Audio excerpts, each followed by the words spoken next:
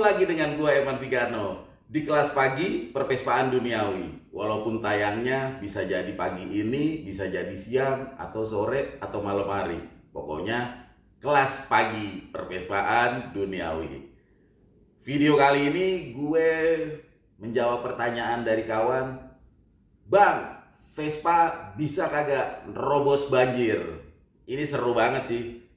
Buat yang belum pernah, kalau lo bernyali lakukan. Tapi kalau menurut lo ini bakal keluar kos nih, bakal berisiko, ya jangan. Risikonya apa? Risikonya kalau terus banjir, ya sebenarnya sih lo cuma harus ganti oli aja.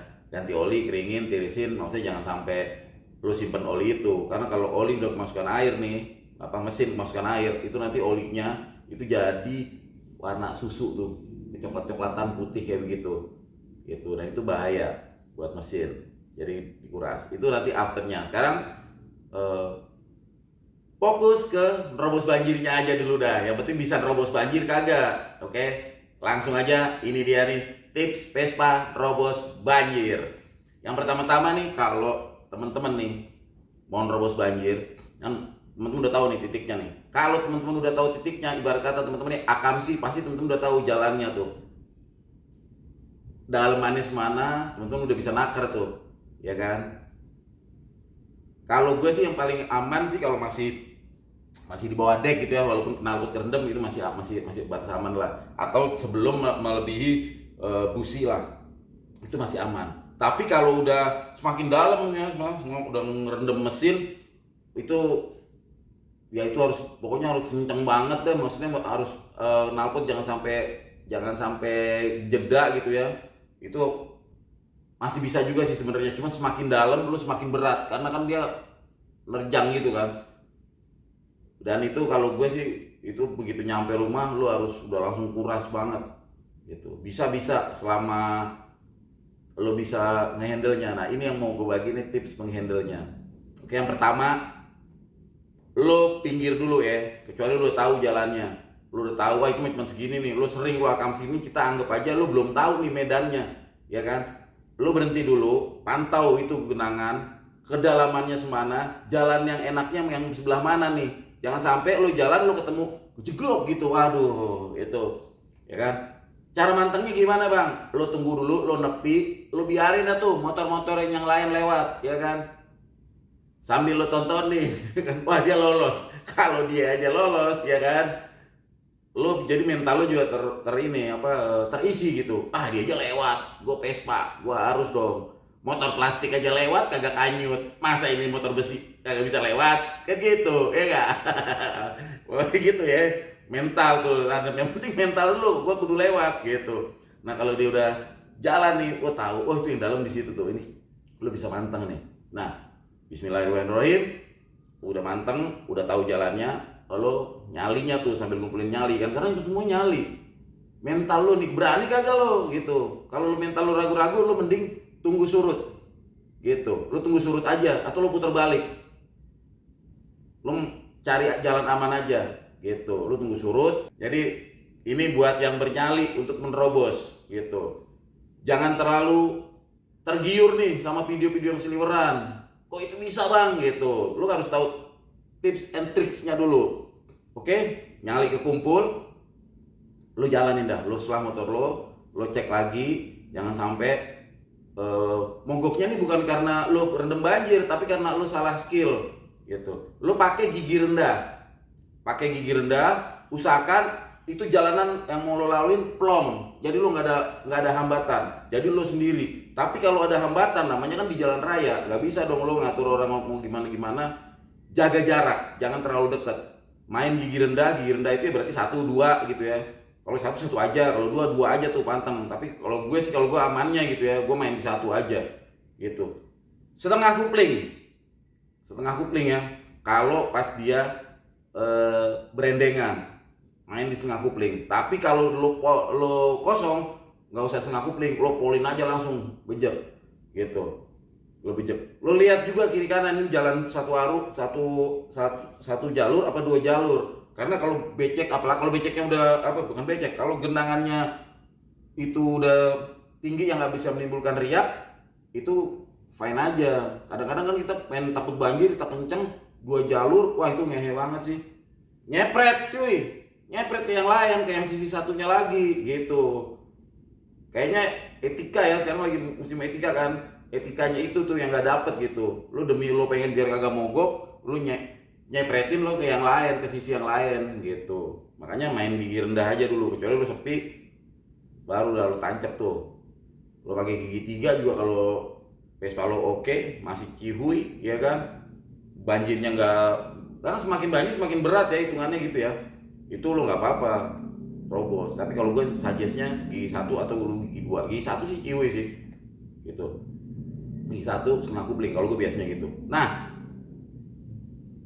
setelah lo melalui nih banjir ya kan, lo menepi pelan-pelan, lo menepi, gak apa-apa, gas lo masih tetap langsamin ya kan, lo miringin ke kiri, lo tirisin buat ngilangin air-air yang kemungkinan masuk gitu. Tapi sih kalau lo gasnya langsam itu kan dia kedorong dari knalpot, kedorong mau udara knalpot gitu kan gitu. Tapi lo nggak ada salahnya miringin, khususnya kalau lo gagal ya. Nah ini masuk ke wilayah gagal, karena lo gagal atau nggak beda jauh gitu. Karena kalau yang nggak gagal ya endingnya dulu nih, kalau lo lolos, lo tirisin, lo jalan lagi, sambil jalan lo remnya lo mainin gitu ya, biar kembali berfungsi normal gitu. Kalau lo udah lolos mah ya udah lolos aja udah itu. Nah ini buat yang nggak lolos gimana bang gitu, ntar kalau gua kecegur sumpah mah gimana bang. Nah gini, jadi kenapa gue share ini, karena gitu, kalau ada istilah kata, kalau gue nge-share gini bukan berarti gue lebih pinter dari nih. Kalau gue nge-share hal kayak begini nih, bukan berarti gue lebih pinter dari lo pada, tapi cuman karena gue pernah melakukan hal-hal bodoh itu gitu, makanya gue nge-share.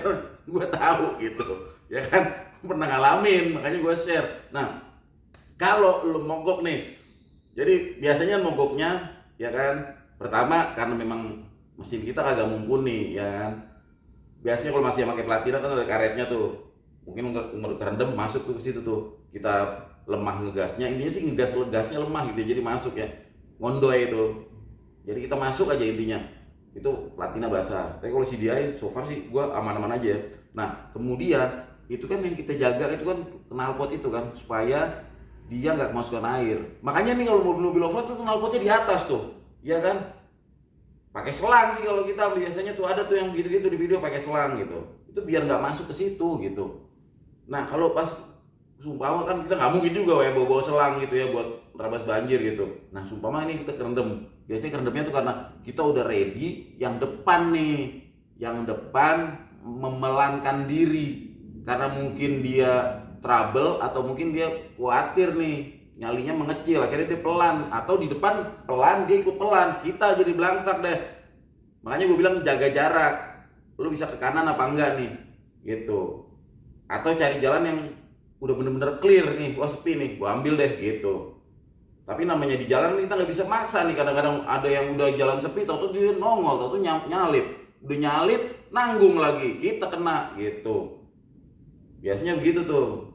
Nah kalau lu tiba-tiba jadi mogok tuh, lo nggak usah panik.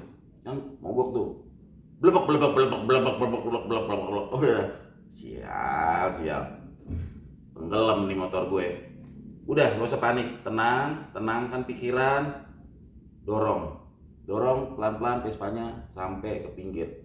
Ingat, nggak ada jalan buat kembali, no turning back. Lu jangan balik, malu-maluin aja. Udah mogok balik lagi, lu terusin ya nggak, palang kadung ya kan, lo terusin tuh, bablasin aja, udah lo dorong sampai ke pinggir ya kan, standarin ya kan, nandarin Vespanya, lo tirisin sambil lo ngumpet sedikit, nggak apa-apa deh, ngumpat biar hati lo lega ya kan. Tolol udah tahu banjir dalam, pakai gua terobos gitu, jadi kesel lo hilang, sambil lo ketawa, menertawakan diri sendiri tuh ciwi banget ya kan. Udah ditirisin, nah knalpotnya udah keluar tuh, air jadi knalpot tuh keluar, buka tepong ya kan, kain gombal yang di samping tepong udah basah, udah kelelep. Kalau lo pakai jas hujan Lu pakai baju lu aja tuh pasti kering kan karena lu pakai jas hujan. Gitu. Intinya lu kalau lu nggak bawa jas hujan juga mudah-mudahan lu bawa busi baru nih. Busi baru yang masih di-seal tuh jadi agak basah ya kan. Udah buka kunci busi kayak biasa aja, kayak biasa lu motor trouble aja. Lu buka businya, lu sah-sah lagi, keluarin. Akhirnya lu cek kalau apinya masih ada, udah. Biasanya lu pasang busi yang baru gitu. Biasanya lu top chair lagi. Biasanya sih begitu ya. Biasanya gitu. Kalau nggak ada hal-hal yang lain gitu. Kalau ada hal yang lain ya udah. Lu terpaksa dorong tuh sampai rumah, atau lu towing, atau lu pakai ojek, lu suruh step, atau lu nunggu bala bantuan dari teman-teman Vespa yang lain. Mungkin nunggu sampai air itu surut ya. Nah, kalau Vespanya hidup, lu jalan lagi.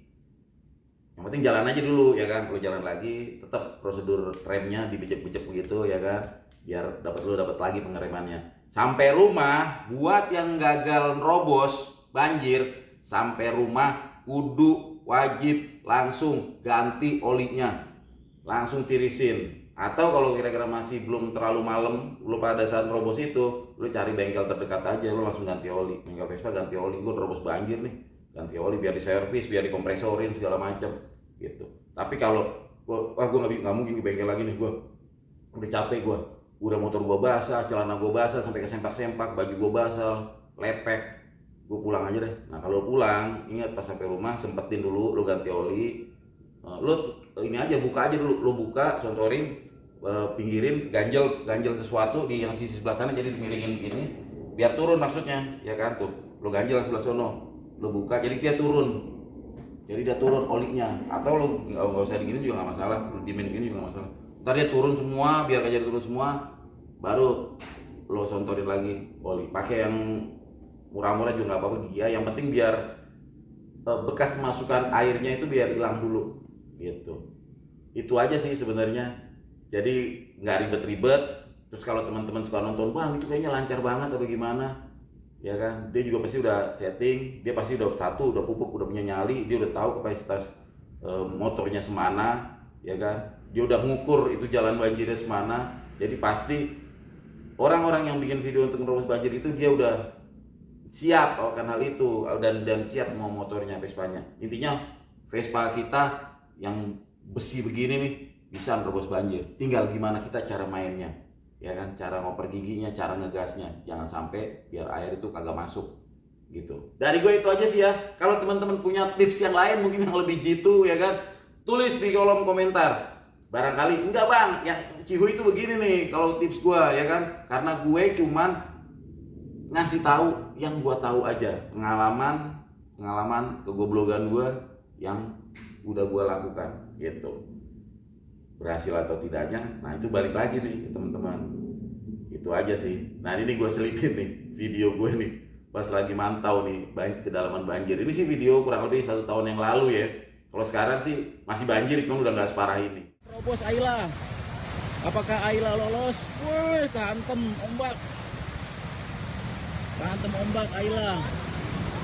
Wah, Ayla tenggelam no. Wih, Ayla respect sama Daihatsu. Wih, wah gelombangnya bisa ngantem Vespa gue nih.